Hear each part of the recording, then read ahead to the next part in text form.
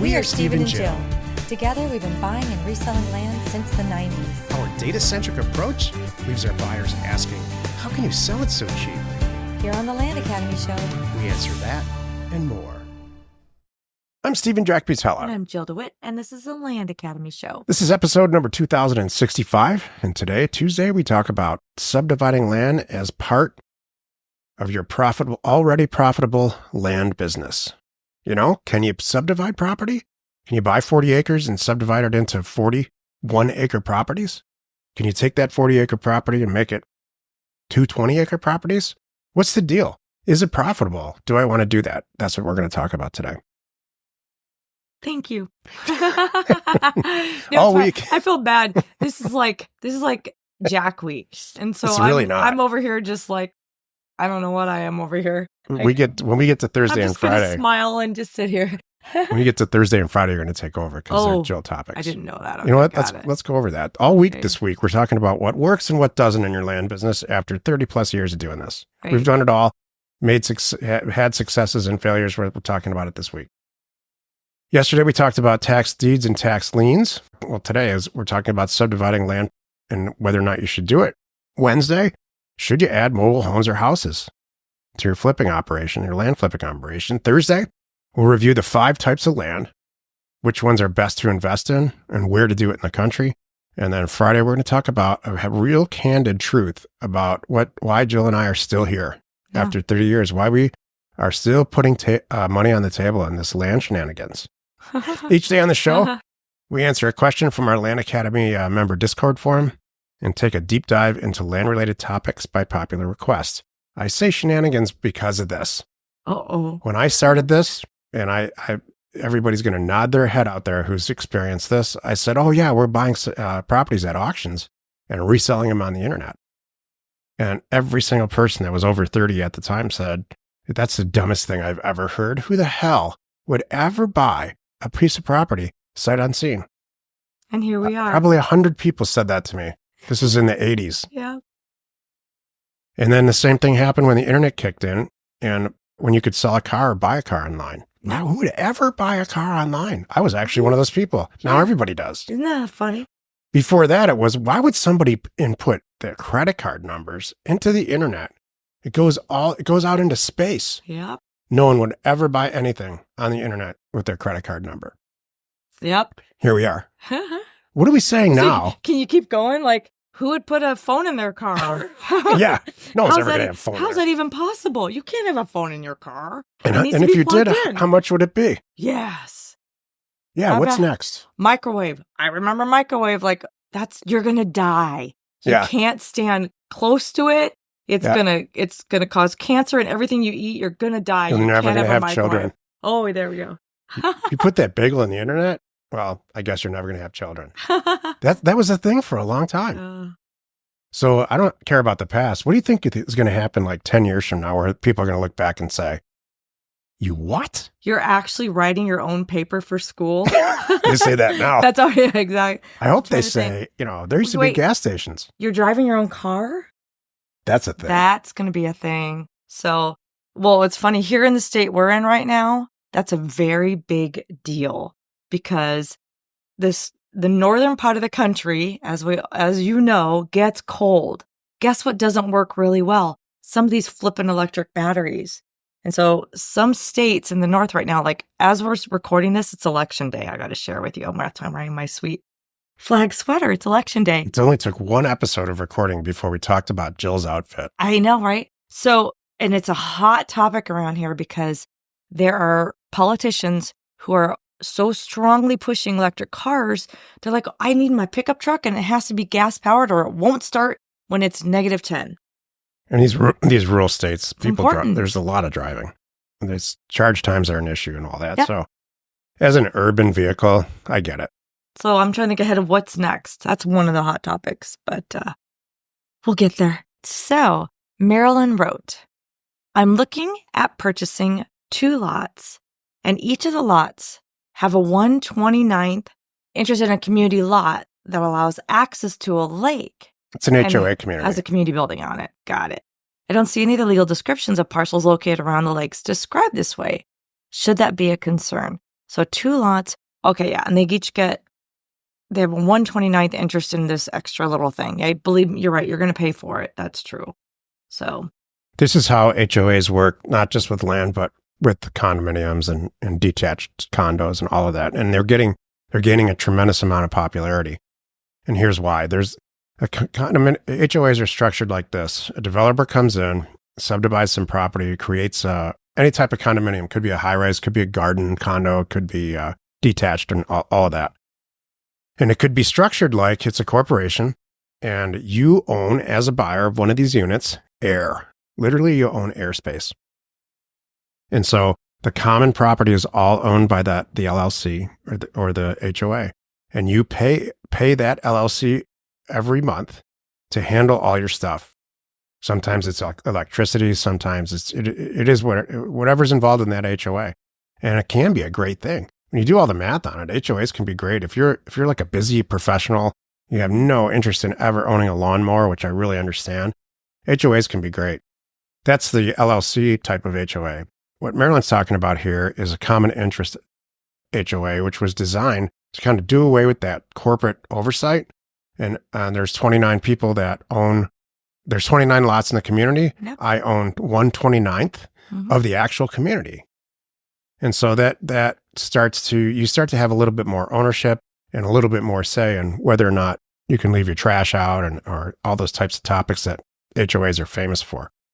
And then the third type is a co-op where there's 4 or 5 or 10 people and the charter says, as a person who lives in that co-op, I get to judge literally and vote on whether or not I want, when somebody goes to sell their interest, who's going to live there? Yeah.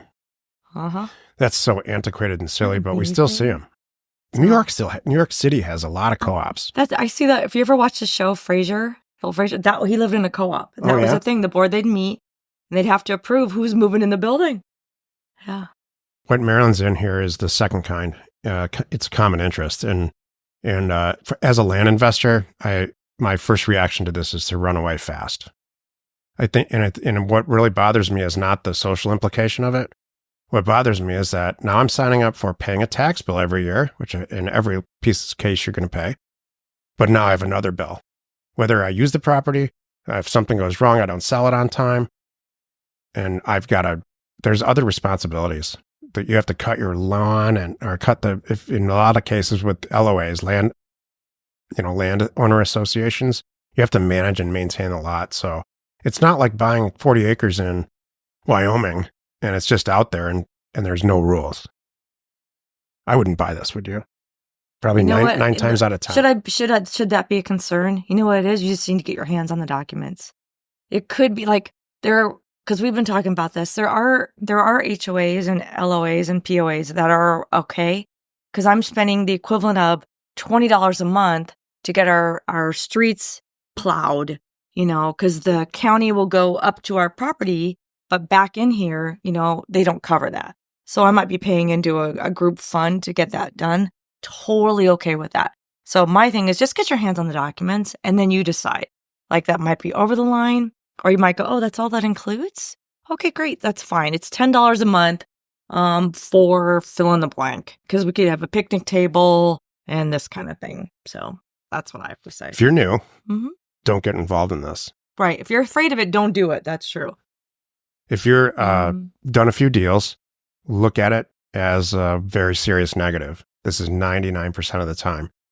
If you are a long-term investor like us, like Jill just said, read the stuff, consider it. We've made just a ton of money in HOA communities in the past. It's a lot harder now than it used to be.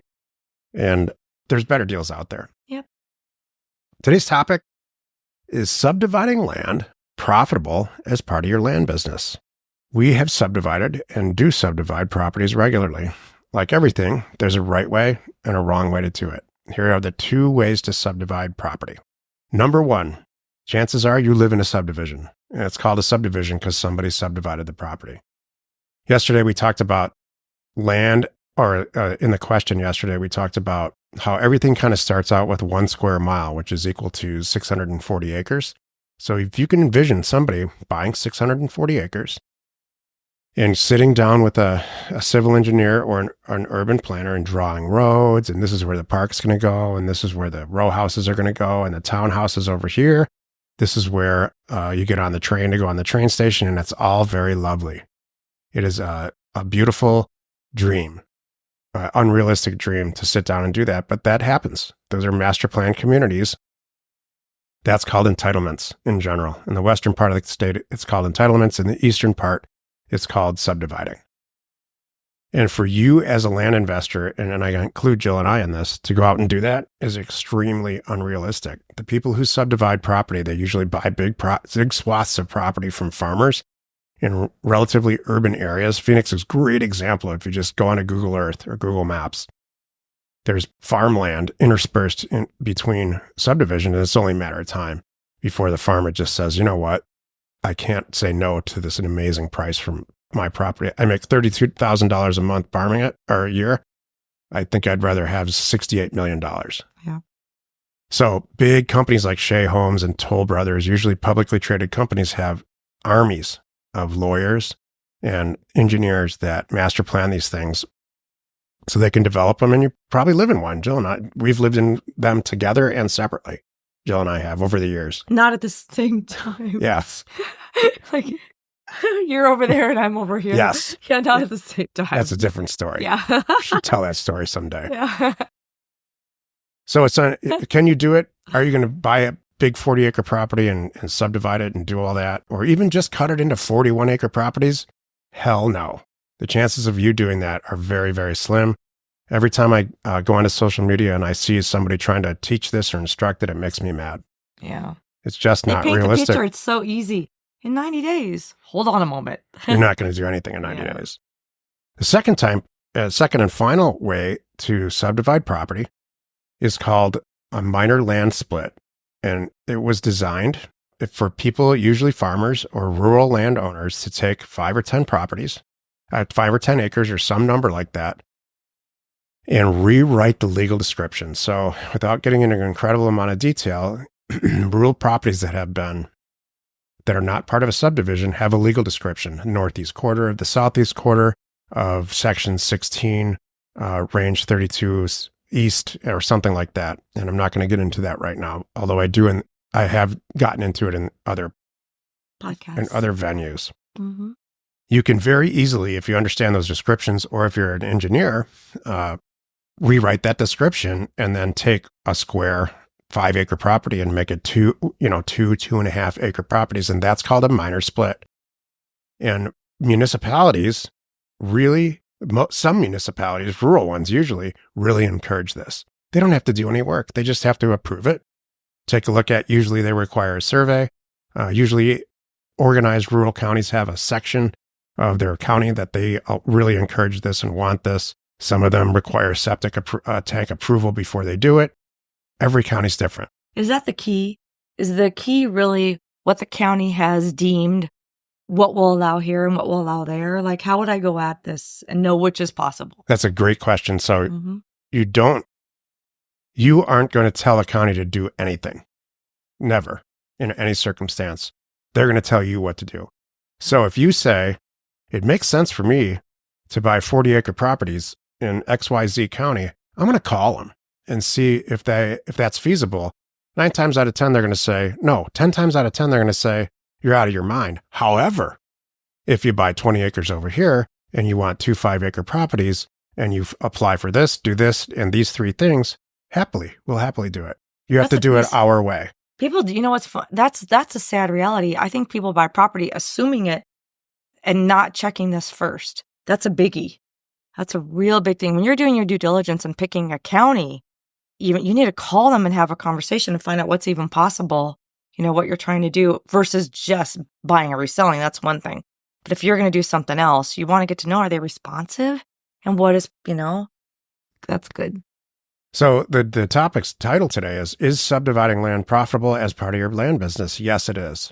But know this, you will never do a subdivision in your lifetime unless you start down the path of doing subdivisions, and that's what you spend your life on for Shea Homes. But you can minor split property very effectively, but you have to do it the way the county wants you to do it. am I wrong in I see it like this. I see subdivisions as I got to put in streets. I got to put in some infrastructure. I got to, do all these little things. Is that normally part of the process, or like what percentage of the time is that required? So I've never seen a subdivision where they didn't require that. There you go. I mean, a massive subdivision. When you say subdivision, not you, but when anyone says subdivision, it's the Shea Holmes way. It's the entitlement way. When you say minor split, it's the way that we do it. We ask the municipality how they want it, what is most conducive for them and easiest to jam that through the political red tape system. How small can I go? And then how many can I put there? And this is really the kicker. You have to make it sure it's your responsibility. The county doesn't care if you make money or not. The kicker is you need to find a place where properties are cheap enough that you can split. Now you're turning one APN into, let's say, 5 or 4. And then are those 4 or 5 APNs as a whole way more valuable than what you paid? And that's only a situation where Jill and I would ever do that. And we do it often. Mm-hmm. We always have one of those going on, at least one.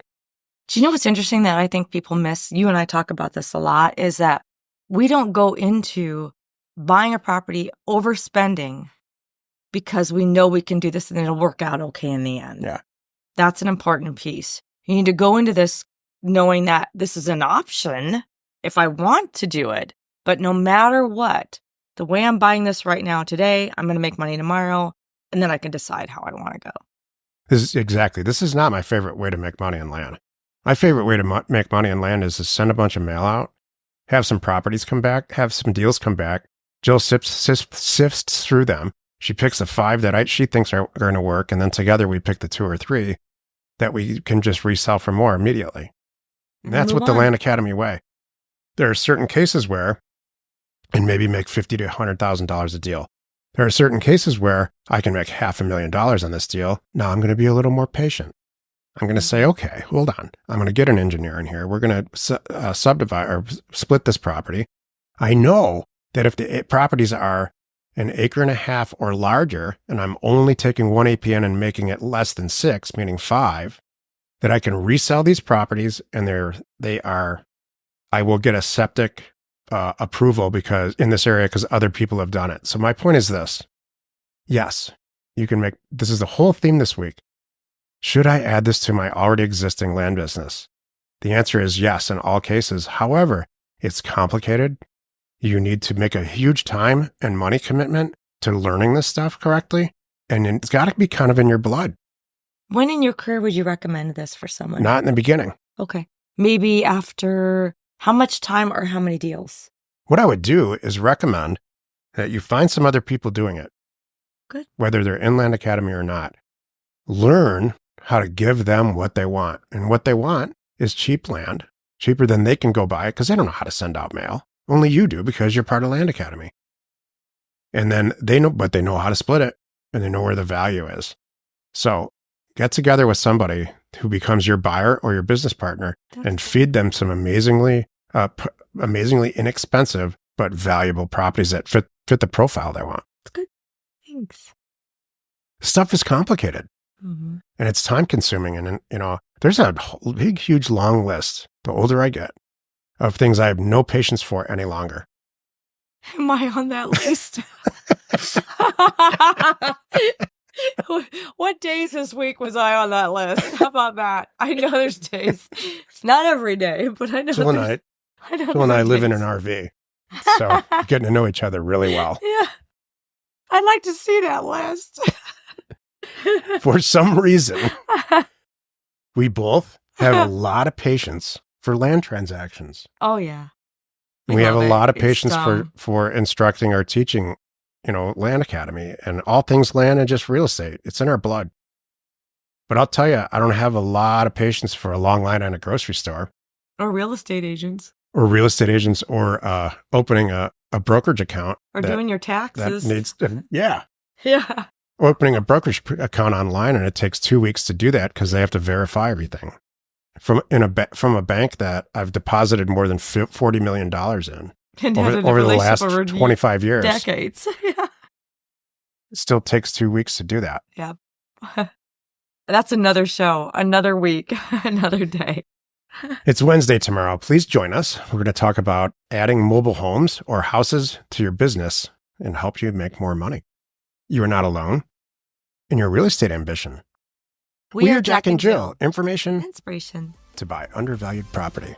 We hope you found our content valuable and we appreciate your support. If you have not already, please check out our channel and hit the subscribe button. And your comments and suggestions help us to create the content you're here for. Hitting the like button helps to support our channel's algorithm and gauge your interest for future shows.